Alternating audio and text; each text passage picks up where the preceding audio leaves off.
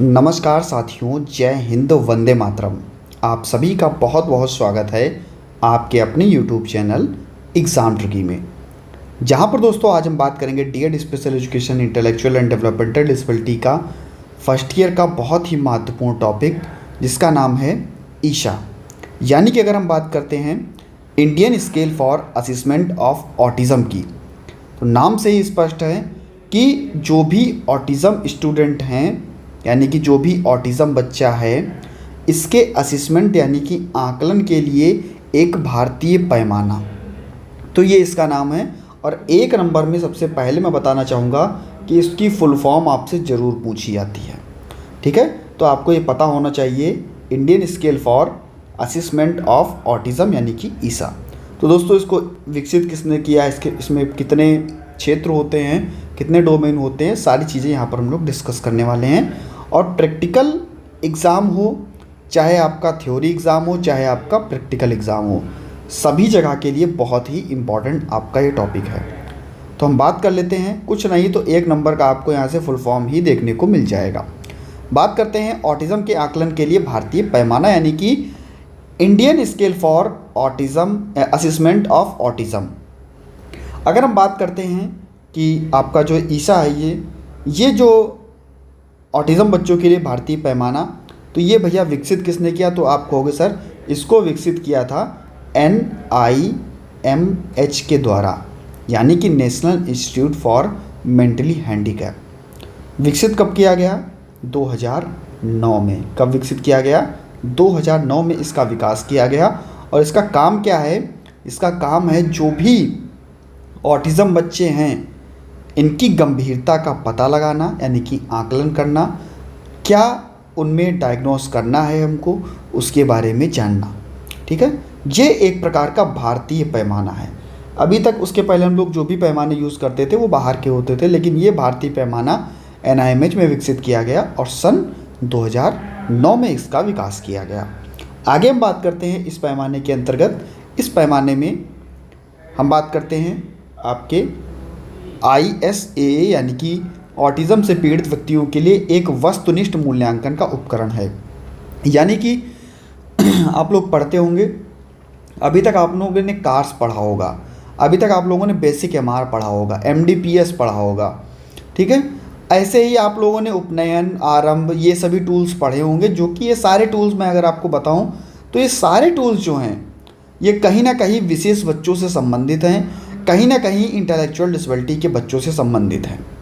ठीक है, तो उनके जांच के लिए, उनकी जांच पड़ताल के लिए, उनके आकलन के लिए दोस्तों उन सभी टूल्स का उपयोग किया जाता है। और ये सभी टूल्स जो होते हैं वो एक तरीके से वस्तुनिष्ठ ही होते हैं, वहाँ पर सही या गलत, या हम कह सकते हैं A या B, ऐसे उपयोग किया जाता है इन टूल्स का। ठीक है, जब भी इनका मूल्यांकन या आकलन किया जाता है। तो कहा जा रहा है कि जो ऑटिज़म के निदान करने के लिए अवलोकन, व्यवहार का नैदानिक मूल्यांकन, विषय के साथ बातचीत द्वारा परीक्षण और माता पिता या देखभाल करने वालों द्वारा पूरक जानकारी का उपयोग करता है। यानी कि जो ऑटिज़म बच्चे हैं, इनके निदान के लिए उनका व्यवहार, इसके लिए मूल्यांकन किया जाएगा, जो विषय है उस पर बातचीत की जाएगी, और माता पिता के द्वारा जो भी बताया जाएगा इस पर भी निर्णय लिया जाएगा। ठीक है, समय क्या होता है, 20 से 30 मिनट का, इस कह सकते हैं इस ईसा में 20 से 30 मिनट का समय लगता है। ठीक है, तो अब हम आगे बात करते हैं कि कौन कौन सी चीज़ें बहुत ही ज़रूरी होती हैं और कितने डोमेन यहाँ पर आपको देखने को मिलते हैं, कितनी गतिविधियाँ आपको देखने को मिलती हैं डिटेल वाइज।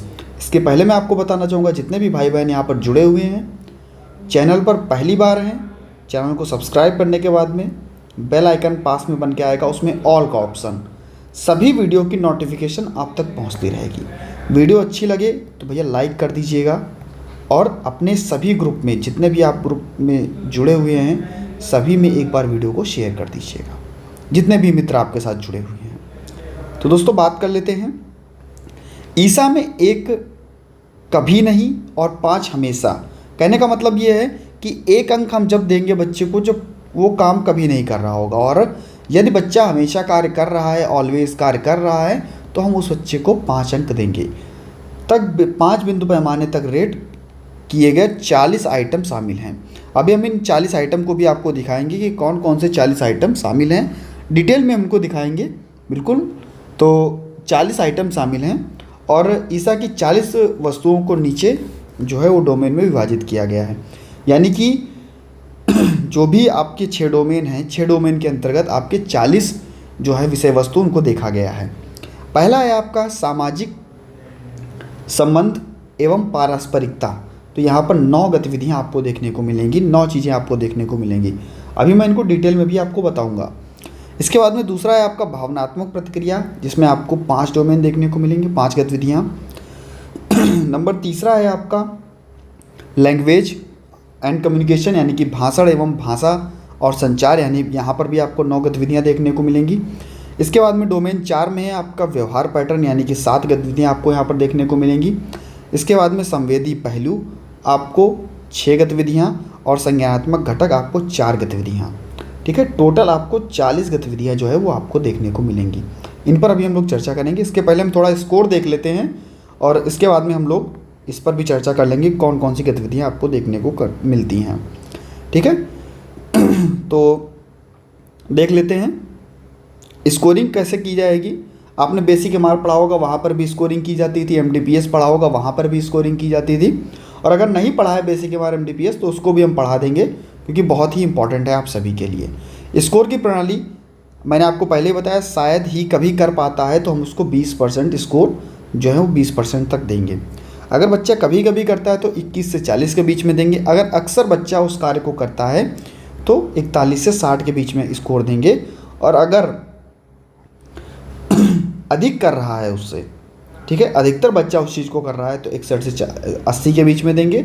और अगर हम स्कोर 5 की बात करें तो स्कोर 5 हम जब देंगे तो जब बच्चा 81 से 100 तक के बीच की क्रियाएं करेगा। जब बच्चा 81 से 100 तक के बीच की क्रियाएं करेगा तो हम भैया जो हमेशा बच्चा कर रहा होगा तो हम 81 से 100 तक का जो है उसको नंबर देंगे, परसेंटेज।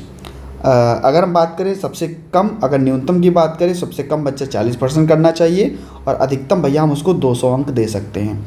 न्यूनतम 40 अंक और अधिकतम उसको हम 200 अंक जो है वो दे सकते हैं। ठीक है, अब हम बात कर लेते हैं नॉर्म्स की। तो अगर बच्चा नॉर्मल है तो 70% से एवब जाएगा, ज़्यादा होके जाएगा। अगर बच्चा माइल्ड ऑटिज़म है तो 70 से 106 के बीच में रखेंगे। अगर बच्चा मॉडरेट ऑटिज़म है तो 107 से 153 के बीच में रखेंगे। जो हमने अभी तक बच्चे को स्कोर दिया था उस स्कोर के हिसाब से हम लोग यहाँ पर रखेंगे। अगर बच्चा सीवियर ऑटिज़म है तो 153 से जो है वो नीचे जाएगा। ठीक है, अगर हम बात करें स्कोर्स की, ठीक है, तो स्कोर 70 होगा तो 40%, 71 से 80 होगा तो 50%, और अगर आपका एवव होगा तो 100% यहाँ पर हम बच्चे को देंगे। ठीक है, और हम अब देख लेते हैं कि कौन कौन सी आपके यहाँ पर आप देख सकते हैं Indian scale for assessment of autism. यहाँ पर आप देख सकते हैं national institute for mentally handicap. तो आपने जब देखा सोशल में तो आपको सोशल में देखने को मिला भैया कितने, 9। इमोशनल में आपने देखिए तो आपने देखिए 5 क्षेत्र आपको यहाँ पर इमोशनल में देखने को मिल रहे हैं। ठीक है, इसी प्रकार से आपके टोटल 40 क्षेत्र, हो सकता है आपको थोड़ा सही से ना दिख रहा हो, टोटल आपको कितने क्षेत्र, तो आपको कहोगे सर टोटल आपको 40 क्षेत्र या 40 आइटम जो हैं वो आपको इस ईसा स्केल में देखने को मिलेंगे। ठीक है, जो भी आपके लिए इम्पोर्टेंट था बता दिया गया है। अगर आपको वीडियो अच्छा लगा हो, महज आपको 9 मिनट में ये वीडियो समाप्त मिला। अगर वीडियो अच्छा लगा हो तो सभी मित्रों तक एक बार वीडियो को शेयर कर दीजिएगा और चैनल पर सब्सक्राइब करने के बाद में बेल आइकन में ऑल का ऑप्शन प्रेस कर लीजिएगा।